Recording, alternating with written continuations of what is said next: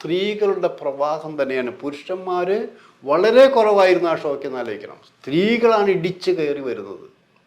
അത് ഒരു ദിവസമല്ല, ഇങ്ങനെ തുടർന്നു കൊണ്ടേയിരിക്കുന്നു. അപ്പോൾ ഞാൻ ആലോചിച്ചത് ഇത്രമാത്രം സ്വാധീനിക്കാൻ എന്താണ് കഴിയുന്നത്. അപ്പം ഇൻ്റർവെല്ലിന് ശേഷം വരുന്നു. ഇൻ്റർവെല്ലിന് ശേഷം വരുമ്പോൾ എന്താ, ഈ ഇരിക്കുന്ന പ്രായമായ സ്ത്രീകൾ ഈ മോഹൻലാലിനെയും കുടുംബത്തെയും വേട്ടയാടിക്കൊണ്ടിരിക്കും. ജോർജ് സാറാണല്ലോ ഇപ്പോൾ തരംഗം.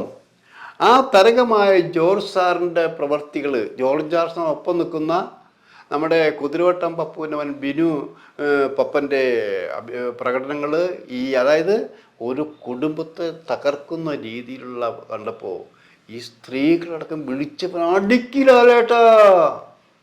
ഇതാണ് ഞാൻ വിചാരിച്ച ആദ്യം ഫാൻസുകാർ, ലേഡി ഫാൻസിൻ്റെ ആരെങ്കിലും പറയണമെന്നാണ്.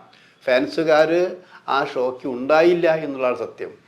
അതുമാത്രമല്ല, ഈ ലാല് ആക്ഷൻ സമയത്ത് മതിൽ ചാടിക്കയറിയുന്നുണ്ട്. ആ ചാടിക്കയറി ഇറങ്ങുന്ന സമയത്തുള്ള ക്ലാപ്സ് അതും സ്ത്രീകളുടെ ഭാഗത്താണത്. ഇത് പോരെ ആ സിനിമ വിജയിക്കാൻ?